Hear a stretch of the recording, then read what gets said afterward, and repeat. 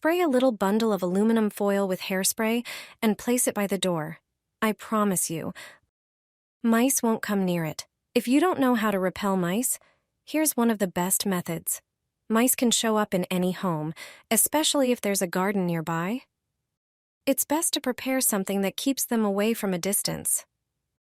Mice hate a few things, so we'll make a homemade repellent from them. Get some cayenne pepper. Put a small amount in a bowl. Add some cloves. Mice hate the smell of these two spices. Drizzle them with peppermint oil, another scent mice can't stand. Lay out a piece of aluminum foil and transfer the mix onto it. Wrap it into a small bundle. To let the scent escape, poke holes in the foil with a toothpick, or don't seal it too tightly. Mice also strangely dislike aluminum foil. Finally, spray the whole bundle with hairspray.